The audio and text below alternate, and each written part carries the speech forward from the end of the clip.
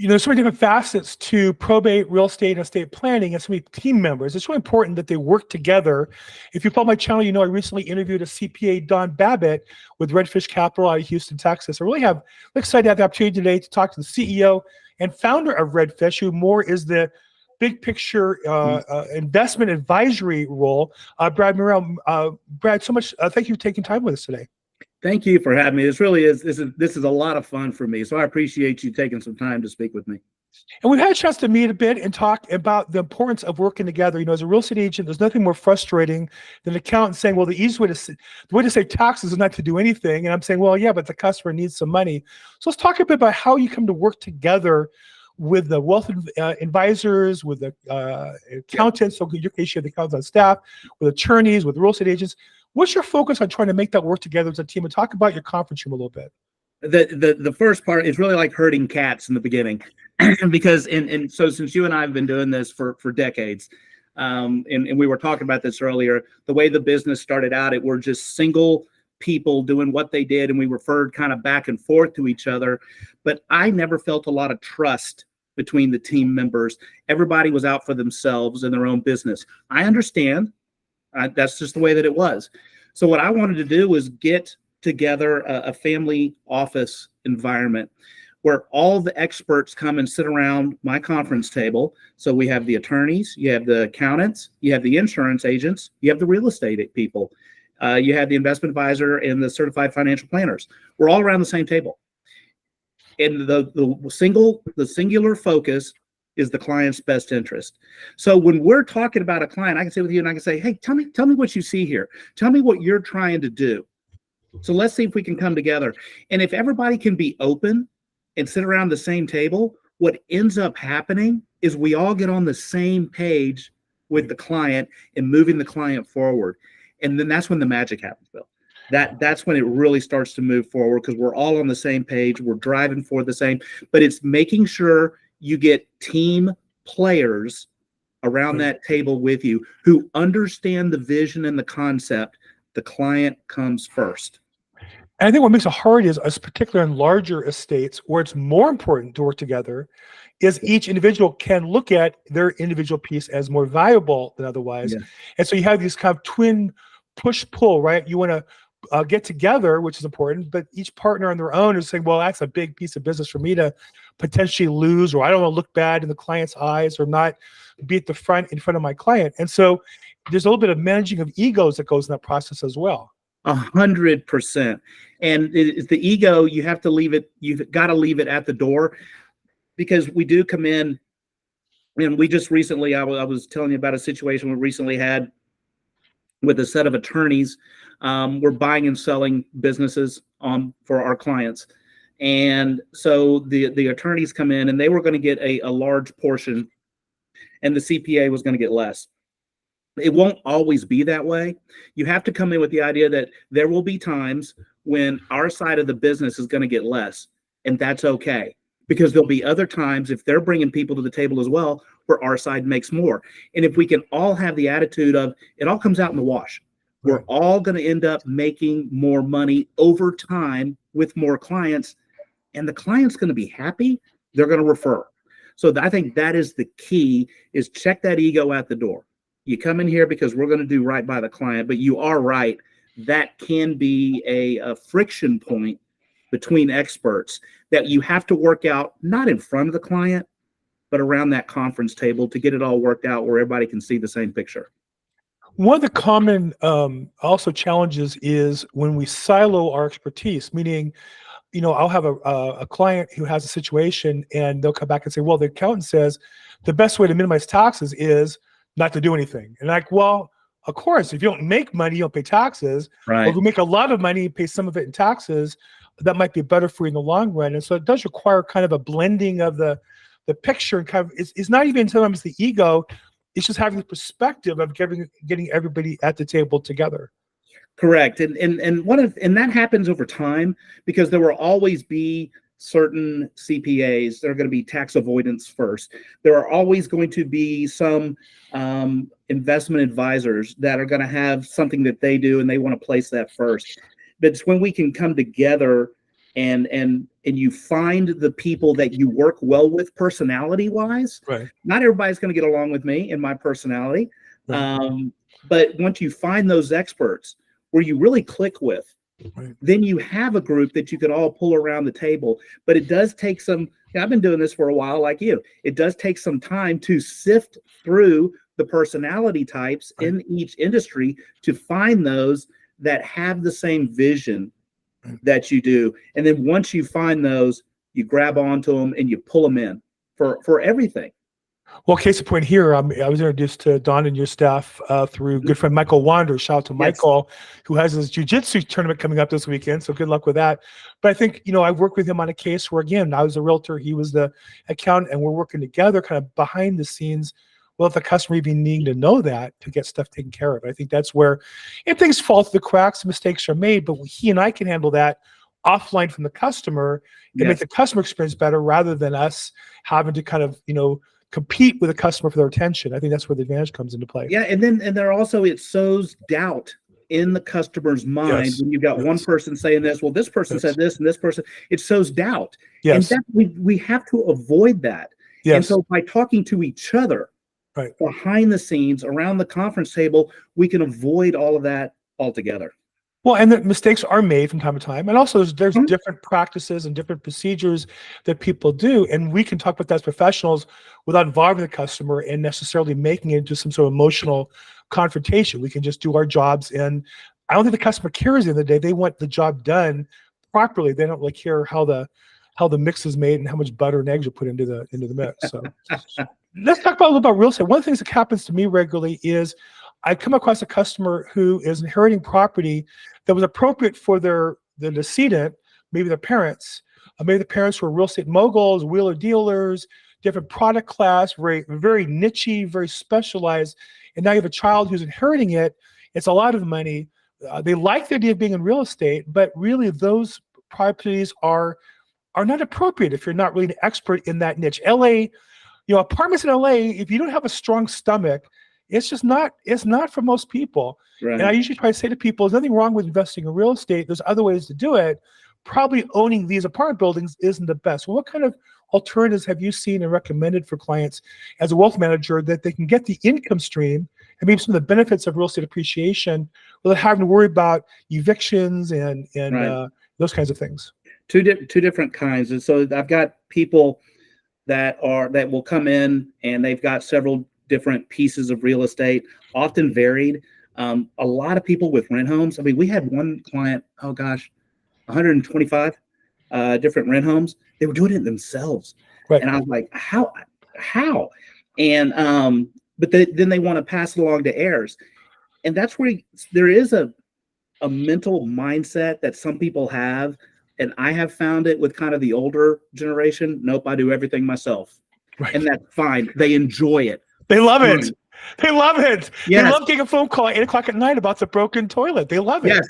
I'll be out with my spackle in the morning. I can't stand that kind of stuff. So we always recommend you get a firm that will handle that for you so that I don't want to be tied to my phone and tied to problems. Right. I want to go fishing. When I retire, I want to go spend time with the grandkids. I want to go live my life. Does it mean I get a little less? Yes. But my dad used to always ask me, what's the price of your headache? I mean, you got to put a price tag on that headache. So we often advise people to do that. We come across a lot of situations where family members have inherited large pieces of property. So here in Texas, a lot of farmland and a lot of ranch land. And so you end up having to sell, it could be 20, 30, however many $1 million that it is. And so we will all take that so they don't have a taxable situation and go through a 1031 type situation into a REIT that is managed. What the client wants, in my experience, at the end of the day, is the freedom that is given to them with time and the freedom that's given to them with money. Just make sure that check is coming on a consistent basis and that it's safe, that it's diversified, that it's run by experts. If someone says, hey, I'm the expert, I tip my hat and I say, more power to you. Right. Typically, I find there are people who are professionals who've been doing it for years. If I'm making a recommendation and my name is on the line, I'm going to go with the pros. The other area that we cross over quite a bit is kind of preparation. I think the number one, I get involved when people don't prepare, right? If they don't have an estate plan in California, they're going to go to probate. That's really where I do a bulk of my business. And yet I encourage everybody to get an estate plan ahead of time to avoid that. The combination of proper structure and insurance buyouts of partnerships or insurance buyouts of businesses can make the transition so much. How do you get customers who know they should? It's like everything else. We all know we should eat less sugar. We should eat less flour. Okay. How do you get people to sit with an attorney or an appropriate planning party ahead of time? What's your best advice to get them to do the planning so that that transition down the road, 5, 10, 20, 40 years later is more efficient? Fantastic. That is part of our process. We have an attorney on the team, and that's all that he does. Then we have another attorney that does trusts and one that just does probate stuff. And I tell stories. And because we in our business as an investment advisor, it happens monthly where you're going to lose a client to dementia, to maybe they lose their life, to some kind of an illness. And I make sure if you're going to do business with us, we need to have an estate plan done. I ask, is your will done? Do you have the powers of attorney? Should something happen to you, who's going to take over? And when I was associated with a bank, I can't tell you how many times people would come in and say, oh, yep, it's powers of attorney. It's in my mom's lockbox. You can't get in it. I know.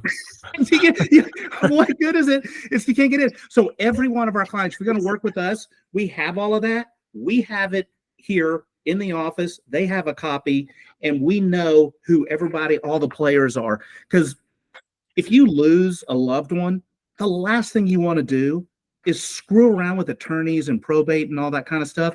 You need to be grieving. You need to be off, and you need to be grieving. Let us handle that for you. So I think it is a must for people in our business to take on that responsibility by saying, do you have this? If we're going to move forward, we're going to need you to have this. Here is our attorney, Terry. I'd like you to sit down with him. He's ready to go. You know, I've seen this evolution. My father was an attorney, old school, and they had wills and trusts, and they had like a safe in their office. Right. And then in around the 80s and 90s with technology, people started putting in, getting copies themselves, keeping it themselves, and there was a move for attorneys to not hold on to that. And I think I heard you say the thing that I like to say, which is, but it's our responsibility to get the customer the right outcome, not just to charge the fee. And so if you know the customer is going to lose executed copy, what good does it do to give them the only executed copy? Maybe there's online and there's secure ways online, and different states vary as what they accept or don't accept, and you can do that too. But at some point, putting the safe deposit box is not the right answer. You know, there's a lot of answers. That one's not right. I know that one from personal experience. I'm trying to get in the lockbox is a court procedure and a probate and all that to prove that you have the authority to do it. So, but I think it also speaks to your attitude of being a service, what I try to do, which is take on the extra work that's going to give your customer the result they want, not just to impress them, not just to add more cost or overhead, but if that's what has to be done for the customer to go, they want, we have to roll up our sleeves and do it. And that seems to be the nature of your firm. You've added the pieces of the puzzle to be a more complete answer to some of these questions. Yeah, so that's a part of our onboarding, is finding out all of these. And the other thing, and I'd like to add, is especially when you have kids, young kids, and people are saying, well, I'm too young, I don't need it. That is not true, because it's not about just death. Oftentimes, you could be hospitalized. The car wreck, you live in LA, I'm in Houston. Life happens. Yep. And then you have two competing families on what we're going to do with the kids. Someone has to be in charge. Yes. Make the decision now. Yes. Let's put it on paper. Do you have to tell them? You probably should. Do you have to? No. We will. But somebody has to be placed in charge. Who's going to speak to the doctors? Let's get all that down. So it may not be just about death, but it could be about you're in a hospital. You need to have this down. And you just avoid so many headaches by having this done ahead of time. You know, I said it to my son-in-law, who I love. He's the head of a tax department for a wealth company here in LA. And I said, I don't care who you appoint. He has, my daughter's parents are alive, me and my wife, and he has his parents alive, as well as both have siblings. And I said, I don't care who's in charge. you need to put somebody in charge in writing in the document, give that document to them so that decisions can be made. If you have kids, you're responsible for them. And that means whether you're alive or not, it means whether you're have capacity or not. And take the time to do that ahead of time so that you don't get caught short. Not that I wouldn't be glad to do the work, but appoint me if you want me to do it. And if you don't, that's fine too. Appoint my, your parents, but at least get somebody in charge who knows what they're doing. So, and there's so many headaches that can be avoided by just making the simple decision and then following through with it by putting it down on paper. Legally, it's binding, and then it's done. Right. And then you can go about living your life, and let's hope and pray nothing happens. Right. but life is going to happen. It just does.